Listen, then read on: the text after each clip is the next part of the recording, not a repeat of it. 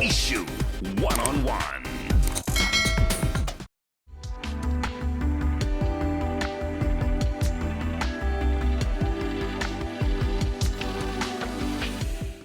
Sa panahong lahat ay tila nagkukumahog at naghahabol ng oras, ang bawat minuto ay sadyang mahalaga. Sa isang kisap mata, hindi mo na malayang naubusan ka na pala ng oras. Ngunit paano kung sa isang iglap tumigil ang mundo? Ang dating abalang buhay ay bigla na lang nanamlay. Kinailangang manatili sa bahay, sa takot na baka sila'y mahawa ng sakit na nakamamatay. Sa naging huling pagbisita namin sa Cagayan de Oro City, mababakas ang abala at masigla nitong komersyo. Normal pang nakapamamasyal at nakakalabas mula sa kanilang mga tahanan ng mga tao. Bukas ang maraming establishmento at hindi alintana ang paparating na kalbaryo. Makalipas ang ilang buwan, ganitong sitwasyon na ang bubungad sa Cagayan de Oro. Maraming negosyo ang tigil operasyon, limitado lamang ang bumibiyaheng transportasyon. Ilang tao lamang ang maaaring lumabas at kinakailang may suot na face mask. Kapansin-pansin din ang pagdistansya nila sa isa't isa, tila salungat sa City of Golden Friendship na bansag sa kanila. Ang nakapaninibagong eksenang ito sa Cagayan de Oro City ay bunga ng paglaganap ng pandemyang dala ng COVID-19.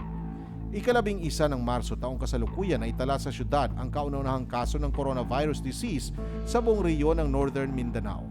Nagmula ang 54 anyos na pasyente sa lalawigan ng Lanao del Sur na sa kasamaang palad, binawian rin ang buhay.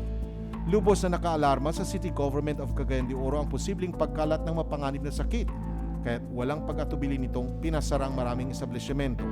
Hinikpitan ang pagpasok at paglabas sa kanilang lungsod at nakipagdialogo sa iba't ibang pinuno at eksperto upang bumuo ng komprehensibong plano upang labanan ang delikadong virus. Sa aming muling pagbabalik sa Cagayan de Oro City, ibabahagi sa atin ni Mayor Oscar Moreno ang naging pagbabago sa kanilang syudad mula nang magsimula ang malaking krisis sa kalusugan at kung paano niya pinagbuklod-buklod ang pampubliko at pribadong sektor ng lipunan upang sama-sama nilang labanan ang mapanganib na pandemya. Paano niyo i-compare ito sa naganap na sendong, calamity, and all the trials that you've dito sa COVID-19? Itong COVID, nag-umpisa ito, first COVID positive case sa Mindanao, dito na hospital, sa Northern Mindanao Medical Center. But hindi siya taga Cagayan de Oro? Hindi siya, Dinala lang? taga Lanao del Sur. Okay. No? Dito dinala, and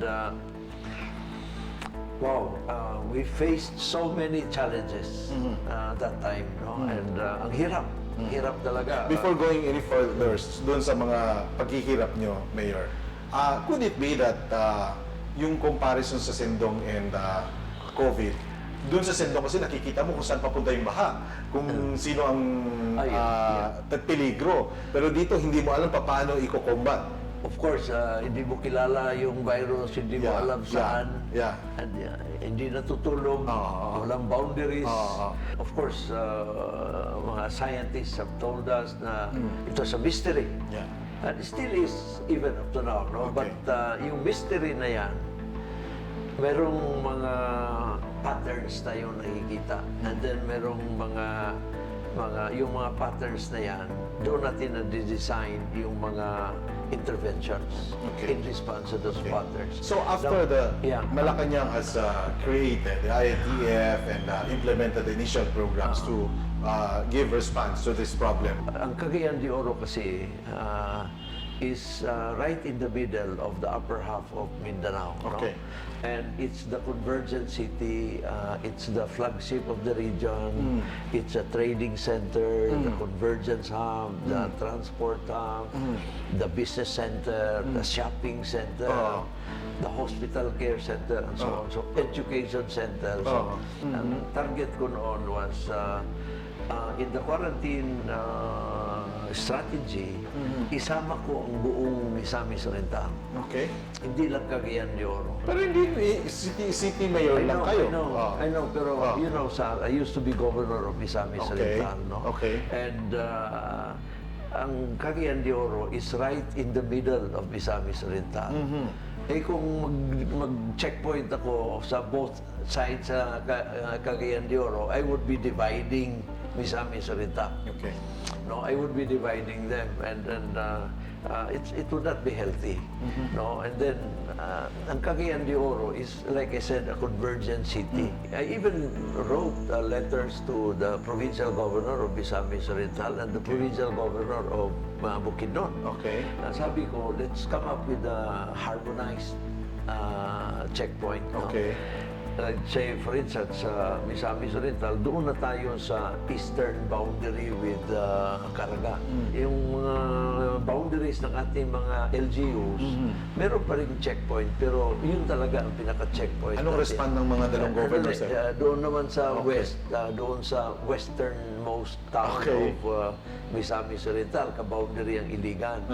And then dito sa Bukidnon, ang suggestion ko sa kay Governor Subiri, ang boundary natin is, isama ko na ang Malitbog sa, I don't know, wala nang boundary, and then wala nang checkpoint, pati ang Baumon. These are towns na very close to Cagayan de Oro. And in fact, ang accessibility nila is from Cagayan de Oro or Misamis Oriental. No? Ang problema, things happen so fast, no? But anyway, initially, ang Misamis Oriental, it worked out. Okay. No? So we had a checkpoint doon. So what were those checkpoints for? Bakit yun ang ginigiit mo? Para quarantina eh. Okay. I-prevent, i-restrict mo yung entry of, yung checkpoint kasi, rather yung quarantina covers two things principally. One is, yung paglabas ng tao. Okay. I-restrict mo. Okay. I-restrict mo. And then yung pagpasok ng tao. Yun ang purpose ng quarantina. No? So, sa paglabas, you remind your people na huwag na kayo lumabas unless necessary. Ang national na nagsabi na kami na ang mag-i-issue ng guidelines, avoid na kayo ng mga guidelines dahil itong guidelines that the IATF is issuing will be the consolidated guidelines for the entire country. Okay. And then kami na mag-assess, and then kami na rin mag-assign kung anong level of quarantine for every region and all that. No? So it simplified our call it our decision process, no? And it was here in my office na nagkaroon ng agreement. The agreement was ang Northern Mindanao Medical Center would be the main COVID referral hospital for Northern Mindanao and the sole COVID referral hospital for Cagayan de Oro. Okay. No? And then yung mga private hospitals and yung city-owned hospital at saka yung city health office, we also committed. Ito yung contribution namin to the strategy. That we will absorb the minor cases of Northern Mindanao Medical Center para ma-decongest siya. Okay. So, the Northern Mindanao Medical Center can focus on the arid cases. No? Arid, ito yung emerging and re-emerging infectious diseases. No? So, yun ang nangyari, Cesar, and it proved to be very, very pivotal. The reason why I am asking you about the restrictions that you've done, pag-close ng mga malls, because I was told, and there were reports, that si Mayor was against the lockdown. Of course.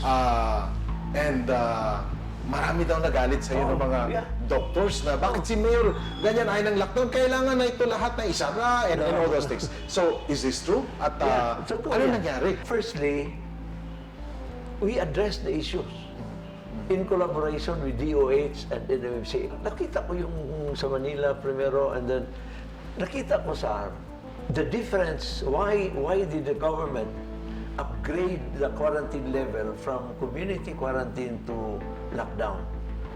Binasa ko. I thought, ang reading ko was, nag-lockdown sila dahil they could no longer do contact tracing. Okay. Dahil grabe ang transmission. Okay. Sabi ko, let us make sure that our contact tracing is good. Alam mo, na-develop din yan because of the daily press briefing that I held. Okay. No? Itong daily press briefing, Okay. March 13, every day yan. So, nandyan ang Department of Health, Region 10. Nandyan ang Northern Mindanao Medical Center. Nandyan ang City Health Office. And we're also fortunate that we have an epidemiologist. Okay. And then nandyan ang police. Every day, ang Department of Health would update us on the developments sa region. Okay. Merong report, okay? Meron tayong cases, ganyan. And then, anong mga interventions sa Department of Health. And then, every day, ang Northern Mindanao Medical Center would also tell us kung may na-admit ba silang pasyente since January 31. Before we do our press briefing, nag-meet kami here in my office, no? With the members of the panel. Okay. Nag-meet kami, o anong balita, etc. We share kung anong i-report namin, we share with each other before the press briefing. And then we analyze.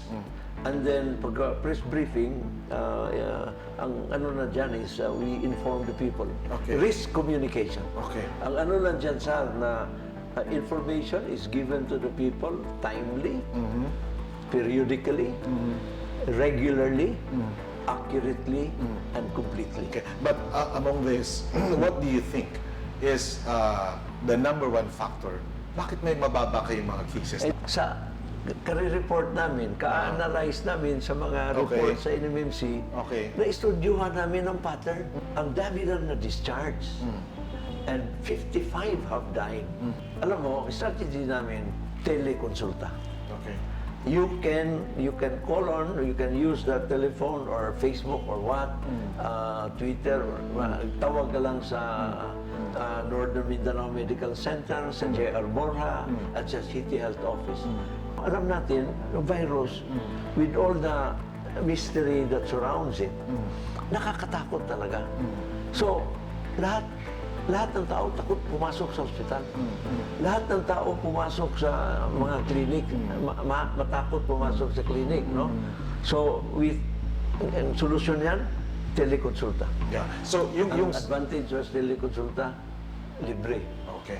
So, yung City Health Officer natin, Mayor, na-imagine ko lang, siya talaga yung in control of everything and nagko-coordinate sa lahat ng mga medical personnel in your city, be it private. I made her the emergency operations group team leader.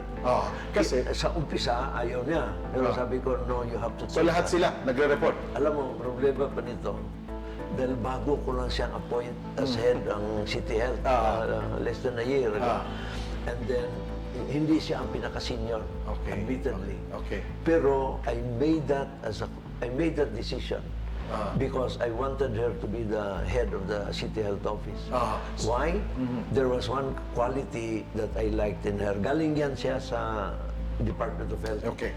There was one quality that I liked in her. What? She's a good orchestrator. Okay. And in fact, when I appointed her in an acting capacity, I said, also as a message to her colleagues in the City Health Office, I have opted for her because of her orchestration skills.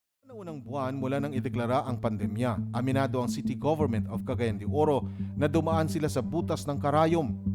Paglalarawan ni Mayor Moreno, halos nagsimula sila sa wala. Sa kabila nito, hindi tumigil ang City Government sa pagpapabatid sa kanilang nasasakupan ng mga impormasyon ukol sa COVID-19. Malaki rin ang pasasalamat ng syudad sa natanggap na tulong nito mula sa National Government, bahagi ng Bayanihan Fund. Dahil dito, nakabili ang City Government ng RT-PCR machines na ayon sa health experts, pinaka-reliable test upang malaman kung positive sa virus ang isang pasyente. Kaugnay nito sa pangunguna ng lokal na pamahalaan, nagkasundo ang mga pampubliko at pribadong ospital sa syudad ng Northern Mindanao Medical Center ang magsisilbing main hospital na tatanggap ng COVID-19 patients. Naniniwala si Mayor Moreno na kapag nagtutulungan at maayos ang koordinasyon ng bawat institusyon, mapapadali ang pagbuo ng epektibong estratehiya at mapabibilis ang pag-recover sa pandemya. Kaya't labis na nakadismaya sa alkalde ng mabatid na may 2 pribadong kumpanya na nagsagawa ng rapid testing ng lingid sa kaalaman ng lokal na pamahalaan. Ano nga ba ang katotohanan sa likod ng alikasyong ito. Ba't ka galit na galit naman dun sa dalawang kumpanya? Tumutulong naman sila dun sa mga tao na... Hindi, napaka sensitive itong COVID issue, no? And you have to be very precise here. I'm not against RDT testing, pero nangyari kasi itong kumpanya, dalawang kumpanya yan, they mandated their employees here to undergo RDT testing with companies, yung clinical laboratories na affiliated sa kanilang Manila office, no? Connected, no? So the arrangement was done in Manila, and then iba sa Manila dahil itong laboratory part ng hospital. Yes. Pero dito wala silang hospital, just a clinical laboratory, no? So may lumabas na positive result. Binigay ngayon ng laboratory yung positive result doon sa employee. Tapos sinabi na uwi ka sa inyo. Dahil positive ka? Oo. No, umuwi siya. Pero bakit hindi sinabi punta sa ospital? Ayun na nga, pinauwi na siya. Okay. So, umuwi siya, sinabihan yung parents niya na positive. Nagpanik ngayon yung pamilya. Okay. Nagpanik yung mga kapitbahay. Ay, COVID eh. Dumating sa atensyon ko yan. Dalawa yan. Dumating sa atensyon ko yan. Kaya nagalit ako. Why? Number one, yung mga laboratories na yan, of course, lisensyado yan ng DOH. Pero meron din batas that they have to comply with, no? Yung notifiable diseases, dapat yung mga diseases na mga ganyang infectious, i-notify nila kaagad ang mga appropriate agencies. DOH, City Health Office. But they failed. What really infuriated me was their cavalier approach na lumabas ang result, binigay, wala pang doktor. Under the guidelines, kailangan doktor ang magbasa ng result, no? Kaya I wrote them a letter. The action was totally irresponsible. Okay. Totally irresponsible. And I will take action if this will happen again. So, papasara mo talaga? Sabi ko, what they did was irresponsible. Okay. So, anong sagot? Nag-apologize naman. Pero sabi ko lang, I just want to make sure na hindi na maulit. Okay. But the point here... Tapos yung dalawang laboratories, I gave them 3 days each to respond. Why? To show cause. Why I will not take action against them. Nag-issue din ako ng executive order. Na wala nang mga RDT testing without consultation From? Either sa City Health or sa DOH, Region 10. The reason why I am centering on this, Mayor, is that gusto ko malaman, you are giving warnings to this private companies na tumutulong, but... No, hindi tulong yan. Negosyo nila yan. Okay, negosyo. Be that is negosyo. Ang sa akin lang isa, tayo. Gaano ba tayo kahanda? Equip ba tayo? Meron ba tayong kompletong PPE para sa mga health workers natin? What about the facilities? Yung mga nasa checkpoints, yung gamit ba nila? Talagang operational? Tell us about that. You know, it was like we were in the midst of total darkness. Wala kaming informasyon, wala kaming testing. Okay. Zero testing. Okay. Imagine, tatanggap ngayon yung NMMC ng pasyente, isoswab, papadala pa sa Manila. And then, babalik nila after 10 days. It was only in May na nagkaroon ang Northern Mindanao Medical Center ng gene expert. Okay. Ngayon, meron na silang 3. Okay. What I did, I bought 4 RT-PCR machines. The city government. Okay. Ang dalawa niyan, nasa Department of Health ngayon, Region 10. So while other local officials are against to sending the LSIs, yung galing sa Manila, gusto nila, wag muna kasi baka tumaas. And that's the reason why na-alarm. Naintindihan ko yan. Sa inyo po, ano yung stand Alam niyo? mo, naintindihan ko yan, Sar. And I'm not criticizing them. Okay. Karapatan nila yan. Pero ang approach ko is this. Kung hindi ko sila tanggapin, saan sila pupunta? Tapos yung mga ROF, Returning Overseas Filipinos, bayani sila in good times. Tapos ngayon, pinamumuhian, parang gano'n. Kaya alam mo, ang ano ko dyan, ang approach ko dyan, tanggapin namin. Hanggang makaya namin, tatanggapin namin.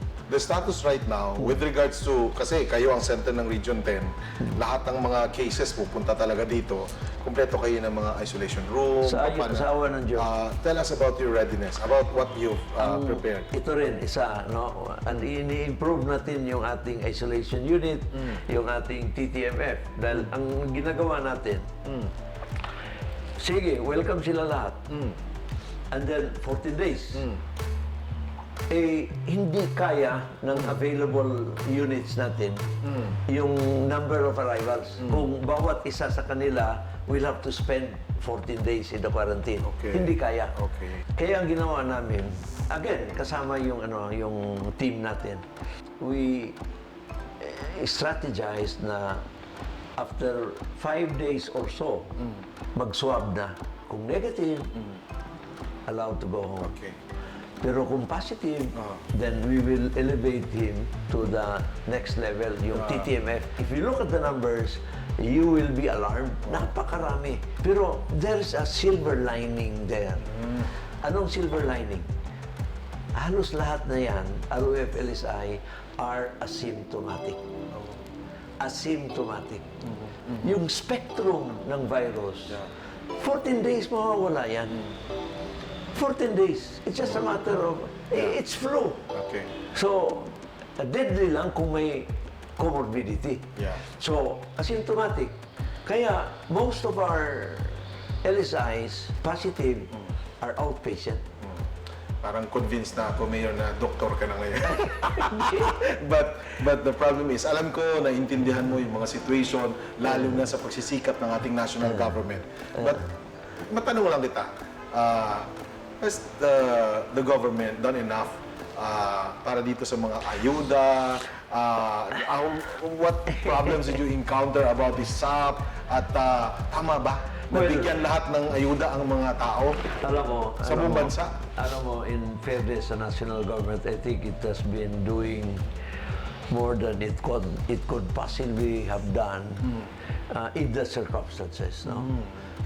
Nakita ko ang sincerity of this government in the commitment to serve. Siguro yung battle cry ang dapat nating intindihin, or that should be the guide. National government led, local government implemented, and people-centered responses. Yan talaga. Kaya sa akin, sinasabi ko dito, itong battle natin against the virus, the government cannot win or cannot make us win by itself alone. Okay. Hindi kaya. Mayor, but what is your take on this observation that sana ang national government binuhos lang yung mga ayuda dun sa matindi dahil nangutang pa tayo ng pera, ang bilyon-bilyon ang nagastos, lahat ng tao nabigyan. What if doon na lang ang lockdown sa Manila at Cebu, pero yung mga maliit lang, konti lang yung mga infection sa mga probinsya, hindi na ni-lockdown para makapagtrabaho ang mga tao at hindi na aasa sa mga ayuda. Hindi, sorry. What's your take on that? This was just an observation that I heard. You cannot isolate the problem. Okay. Dahil ang virus, walang boundaries. Okay. Ang virus, hindi natutulog. No? And with the movement of people, etc., hindi mo maiwasan talaga. These things are bound to happen. And you cannot say na, oy, dito lang ito at walang virus doon sa ibang. Correct. No matter what you do, darating at darating yan. Dahil ano yan highly communicable. Okay. Ang sagot ko lang dyan, there may have been some lapses in those areas na grabe ang dito sa atin sa Region 10, napakaganda ang ating level ng critical care utilization rate kumpara sa the rest of Mindanao and even sa other regions. No? Sa awa ng Diyos. Maganda talaga. Na-observe ko. Sana maging benchmark din. Sa awa ng Diyos. Why? I think malaking bagay niyan yung agreement namin na ang Northern Mindanao Medical Center will be the main COVID referral hospital. Okay. Dahil ang ating mga private hospitals, secondary and tertiary, na-absorb nila ang ibang cases. Okay. That's one. Ang ganda nito, yung critical care utilization rate natin is maintained at a low level. Eh, may mga araw pa nga, over the last 2 weeks or so, more than 10 days, wala nang pasyente na COVID positive sa NMMC. Okay. Okay, Mayor, having said that, matapos ang ilang buwan na pagdurusa, here we are now. Hindi pa tapos. No, kasi nakikita ng mga tao, nag-ECQ, nag-GCQ sa mga probinsya, nakikita na namin ang pagbabago. Meron ng maraming mga sasakyan, mga tao naglabasan, ang iba walang social distancing at hindi nagpa-follow ng health protocols.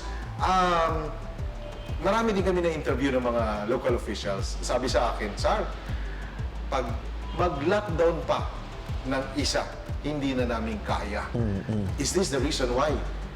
Papayag na rin ang iba? Or kayo po? Ano po ang sa tingin nyo? Meron pa bang natirang pera ang inyong LGU sa mga assistants? Kaya pa ba? Paano natin ipagpatuloy ito? It's not the money that should guide your decision. Okay. No, it never should be the money, no? Dahil kung pera yan, hanapan ng solusyon yan. Hanapan ng solusyon, no? May mga solusyon. Pero kayo, kasi marami daw talagang nahirapan ng mga LGU ngayon because they spend a lot. Depende naman yan kung saan mo ginastos eh. Kaya alam mo sa akin, in the beginning, I was criticized. Okay. Sana yung pera, yung calamity fund, yung bayanihan to heal aswa. Talaga. People expect, lalo na, ang politika, isa pa yan, it never stop. So, people were asking, sana yung pera, etc., etc. Sabi ko, hindi naman to dapat ang attitude mo is parang fiesta na pag may pera, gastos ka agad na basta and then the day after the fiesta, umpisa ka na mangutang and all that. Sabi ko, we have to use the money judiciously. Yeah. Kaya yun, yung RT-PCR, I bought 4. Yeah. Plus 2 extractor. Alam mo ngayon, Sar, ang presyo ng RT-PCR has doubled. Yeah. Has doubled in a matter of 2 months. So, nasorte na nakatipid tayo. Nakatipid tayo at saka malaking tulong yan ngayon. Yung parang liwanag yan eh. Wala kang testing capacity, you're in the midst of total darkness. So, ang tanong ngayon, sabi mo kasi, hindi yan question sa pera. What if tataas na naman? Ito lang, paghandaan natin, worst comes to worst economy, kasi sabi nyo, hindi pa tapos. So, paano kung may pagtaas dahil mga tao, wala nang masyadong health protocol na susunod, magla-lockdown kayo? Anong gagawin? Alam mo, may mga measures to ensure na na things will be well in control. Okay. Now, I would not, alam mo, I believe in the collective wisdom of the people. I don't think the people, sila naman ang maapektuhan kung aakyat kung magkaroon ng surge. The people will be affected. So, ayaw nila yan. I don't think the people want to get sick. It defies human logic. No? So, ang importante lang dyan, you just have to remind them on the minimum public health standards, remind them of the protocols, and make them understand why nandun yung mga, bakit kailangan ng face mask? No? Kagaya nung, bakit kailangan ng kwarantina? Kaya ngayon, darating ka sa barangay, kunyari, uuwi ka, na hindi ka dumaan sa kwarantina, sir, irereklamo ka ng mga kapitbahay mo. Irereklamo ka dahil you did not go through the process. Okay. So, and then magalit na siya, to all that. So meron kang nangyari na ganyan na nakita mo? Maraming galit. May mga galit talaga. Ikaw ba, Mayor, minsan, meron bang natakot sa'yo na baka minsan nagsasalita ka, tapos may mga biglang lumapit sa iyo o huwag kang pumunta doon kasi baka si Mayor Hindi. kasi may mga ano, Hindi. may minsan nararamdaman Hindi yun. naman. Sawa ng Diyos, ako, mas mahigpit ako sa aking bureaucracy. Okay. But to the people, Okay. I am their servant. Okay. Habang nananatili ang banta ng COVID-19 sa buhay ng maraming Pilipino, hinihikayat ng pamahalaan ang mga mamamayan na i-adapt ang new normal. Aminado ang pamahalaan na bagamat pangunahing prioridad nito ang kalusugan ng mamamayan, hindi pa rin maaring isantabi na lamang ang lagay ng ekonomiya ng bansa. Ayon sa projection ng mga economic experts, trilyon-trilyong piso ang nakatakdang ikalugi ng ekonomiya ngayong taon. At upang maibsan ito, unti-unting pinahintulutan ng pamahalaan ng operasyon ng ilang mga nagsarang negosyo basta't susunod ito sa mga healthy and safety protocols. Parehong direktiba rin ang sinusulong ng City Government of Cagayan de Oro sa kanilang syudad. Ayon kay Mayor Moreno, ang pagpapatupad ng mahigpit na klase ng community quarantine ay makakapagpabagsak sa ekonomiya ng CDO, lalo na't ang lungsod pa man ang Regional and Trading Center sa Northern Mindanao. Bukod sa sektor ng ekonomiya, ang pag-adapt sa new normal ay hindi rin magiging madali sa pag-aaral ng libo-libong kabataan. Base sa naging anunsyo ng Department of Health, tuloy pa rin ang muling pagbubukas ng klase ngayong taon sa kabila ng banta ng COVID-19. Ngunit sa halip na face-to-face classes, sasailalim ang mga estudyante sa isang blended learning. Sa nasabing paraan, ang mga learning modules, telebisyon, radyo at internet ang magsisilbing medium ng mga guro sa pagtuturo. Gayunpaman, marami ang umaangal sa panukalang ito. Partikular na ang mga walang kakayahang bumili ng gadgets at naninirahan sa mga lugar na hindi abot ng kuryente o signal. Ikinalulungkot ni Mayor Moreno ang maaring maging epekto ng pandemya sa edukasyon ng mga mag-aaral, lalo na't ang pagsulong sa dekalidad na edukasyon ay isa sa kanyang mga advokasya.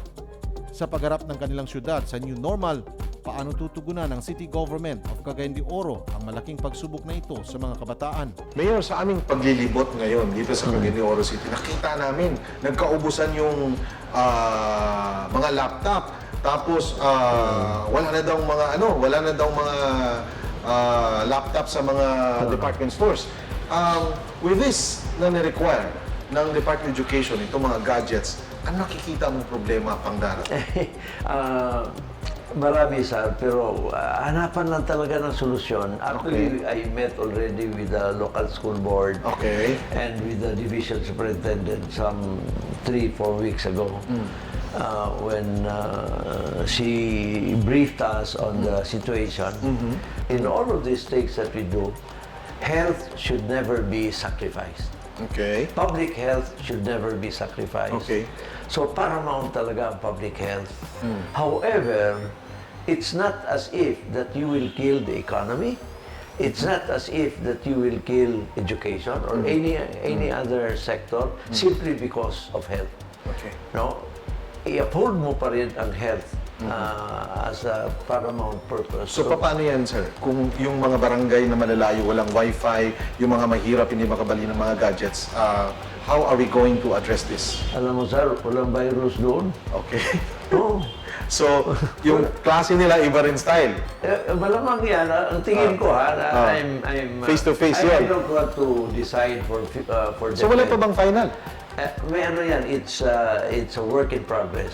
And siyempre, maraming mga options, modular, online. Hindi ka ba mamimigay ng laptop? Maraming mga We have already committed to support our education. Hindi ba masasayang yun, Mayor, na hindi napupunta yung mga estudyante sa paaralan? Eventually, I think, mawala din yung virus na yan or Kung may vaccine na? Eventually, that will happen. Kailan kaya? We'll pray. So, doon naman tayo sa naging epekto ng pagdurusa. Gaano kalaki ang nawala sa ekonomiya ng Cagayan de Oro City? Paano mo isalarawan ngayon? Bagsak ba mga negosyo? How's Cagayan de Oro City, Northern Mindanao? Of course, bumagsak din. May mga closures din kami, no? Pero closures ng ano? Yung mga temporary closures because of the quarantine. Yung mga small scale, mga shops and all that. Mga industriya? Sawa ng Diyos, wala naman. Kaya ayaw ko ng lockdown. Ayaw ko ng lockdown. Dahil? Again, Cagayan de Oro is the trading center. And then, kahit mag-lockdown ka, you cannot prevent the movement of goods. So paano napilayan ang Cagayan de Oro? 50%, mga malls, mga businessman ninyo? Affected din kami, at least 50%, certainly, no? Pero alam mo, ang importante is ma-improve mo yung health. Okay. And as you improve the health, you begin to open up the economy. And then as situation, importante dyan is makikita ng ating mga kababayan that manageable ang sitwasyon. Okay. Manageable. So what about our hotels, our guests? Yung mga hotels ngayon, ginagamit na CIU. Pero hindi yung mga high-end. Okay. Hindi yung high-end. So hindi rin hindi rin sila nawala ng negosyo. Pero bukas na. Pero nagtawad kami.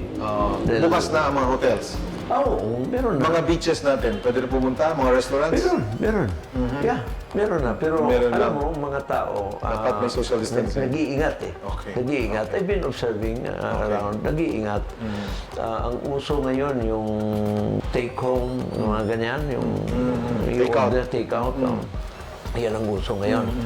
Tsaka, may mga ano pa rin, mga establishments at So can we say, bukas na talaga ang Cagayan de Oro City? Not totally. Not totally. I would not be as if we're going back to where we were before the virus. No. Okay.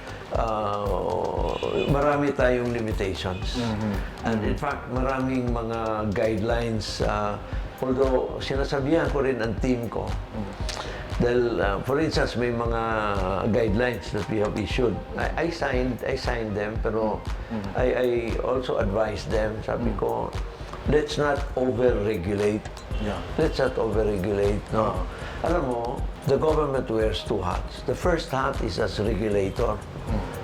The second hat is as a service provider. Public service. Okay.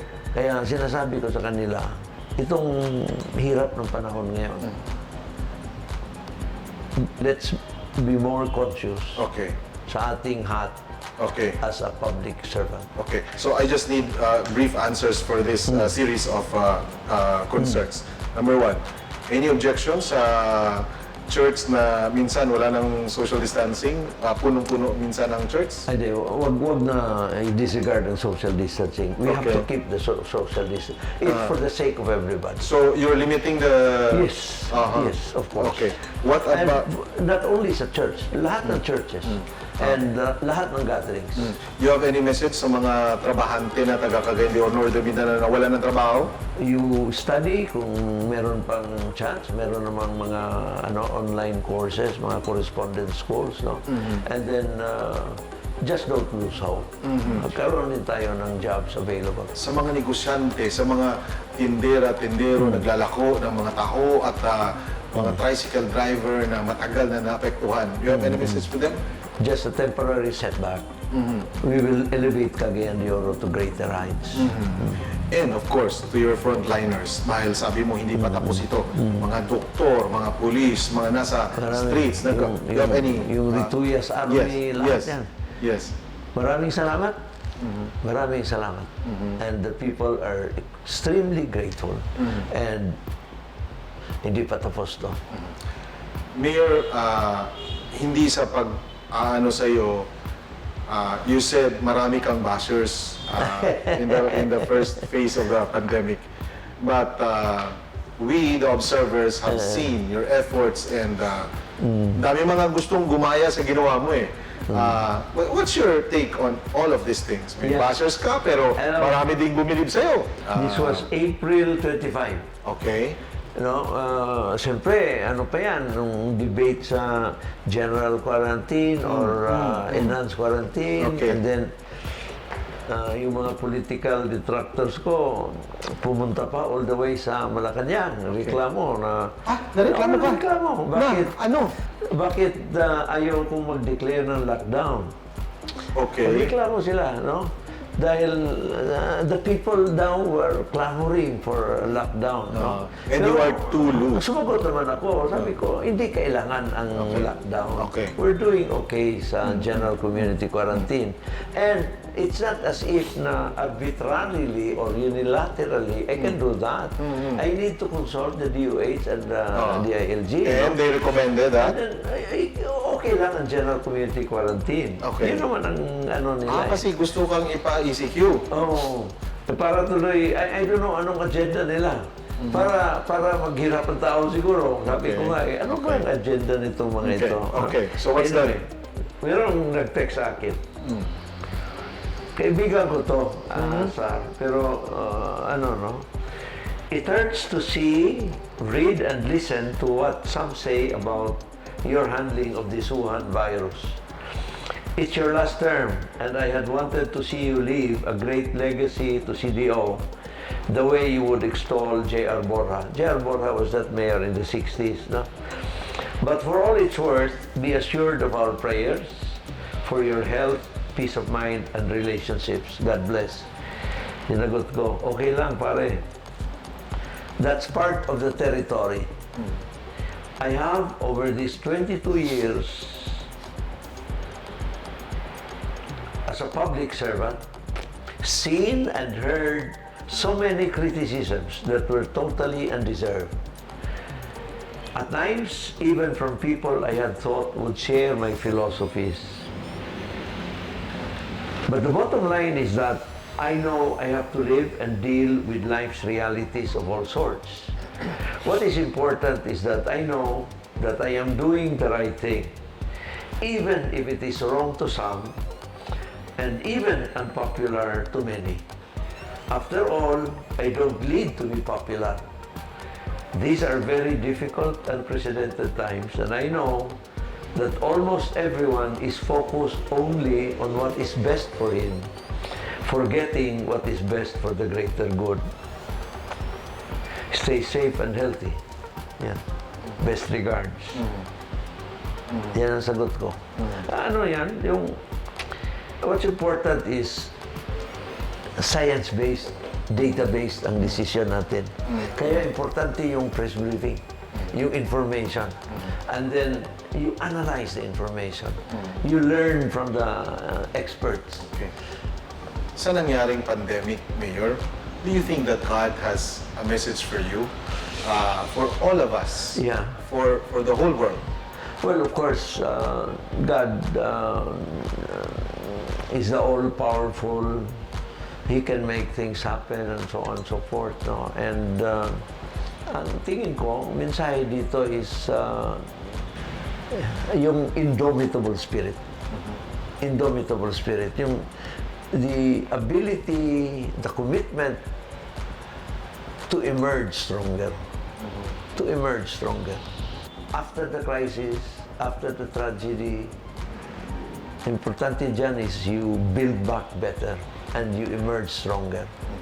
And learning from the lessons of those tragedies. No? So, ito, ang importante dito is public health. Okay. Public health. Alam mo, itong nangyayari ngayon, ito yung itong sistema ang ini-envision sa universal healthcare. Universal healthcare. Aligned ang lahat ng mga health providers. Teamwork and coordinated. Okay. Sir, para mapanatili ang kalusugan ng ating mga mamayan, may mensahe kayo para sumunod sa inyong protocol. Yeah, simple lang. Stay at home. Wash your hands. Wear your face mask. And maintain social distancing. You cannot go wrong. Thank you. Mula sa pagiging sentro ng komersyo ng Hilagang Mindanao, binago ng pandemya ang mukha ng papaunlad pasanang estado ng Cagayan de Oro. Ito ang nagtulak sa pamahalang lungsod na maglinang ng mga komprehensibong pulisiyang tutugon sa dalawang mahalagang aspeto, ang kalusugan at kaunlaran. Nilihis man sa nais nitong direksyon, naniniwala ang syudad na minsan pa'y muli itong makakaahon. Dahil dito sa City of Golden Friendship, nangingibabaw ang magandang ugnayan ng publiko at pribadong kasapi ng lipunan sa pagsiguro sa magandang kinabukasan ng libo-libo nitong mamamayan. Isyu One-on-One.